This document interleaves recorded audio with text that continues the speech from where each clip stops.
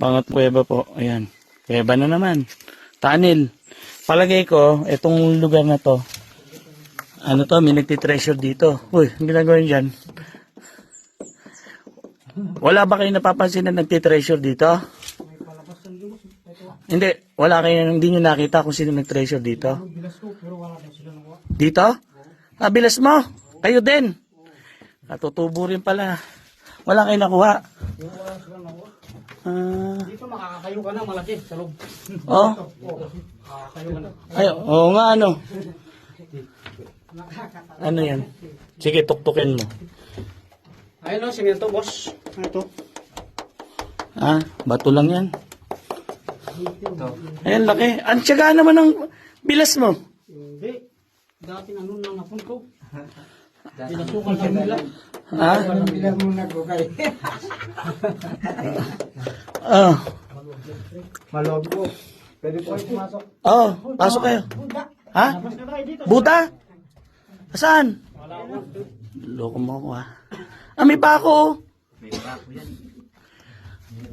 Pahawak nga ng flashlight. Inapoy yan o. Tingnan mo kung gaano kalaki. Pako. Ah, nag-treasure yan. Pero hindi, sobrang kalawang na. Ayan po boss. Tingnan, pako ba natin yan? Ayun. Oo nga ano. Hindi, kung nag-treasure. Oh. Buda! Ito yung sinasabi ko ng bato. Ito. Nagsisilsil nila o. Ang tiyaga nila, no? Ganito pala mga nagtitreasure. Ayun po, pinakikita ko lang po sa inyo, yung mga ginagawa ng mga treasure hunter na yan, dito sa ating kabundukan. Binubutas nila yung mga bundok. Ayan, hindi po ako may pakanana ito ha. Ito po, ibinabahagi ko lang sa inyo para malaman nyo kung ano yung ginagawa ng mga ilang kababayan natin dito sa bundok. Hindi, ayun, may gagamba oh. Yung iba dyan masyadong mapanghusga sa kapwa eh. Oh, ito tuko. Oh. Hello. Nangagat ba tuko? Oo. Maliit. Maliit. Mabait naman. Bako na natin yan eh. Ito. Bako na natin ito. Natigil sila nung nakakainin na to eh. Tigas eh. Tignan mo, guhit ng guhit. Wala yan. Imahinasyon lang kasi yan. Pag tumaas kasi imahinasyon mo, ay malamang hukay ka ng hukay. Bilog na eh.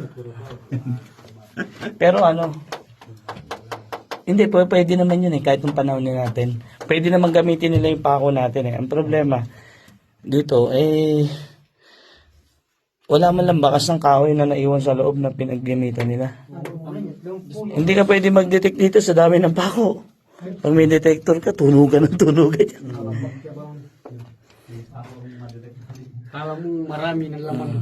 Pako lahat. Pero ang galing eh, no? Ang tiyaga nila. Kasya po isang tao. Ilang buwan kaya nila inukay ito. Binigyan na kami ng ilaw. Ngayon, no, lalaki ng pako. Dito na,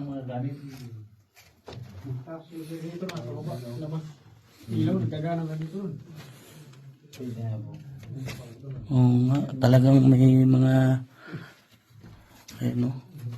Tuko po. Kaya pag tuko lang pag-uusapan, marami tayong tuko. Katawang rato nito. Tulong. Ay, ito oh.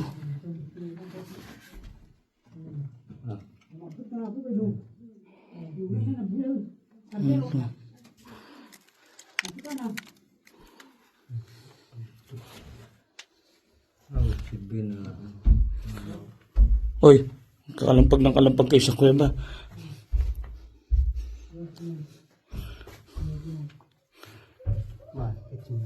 Tunnel daw na po. Dito tunnel na po.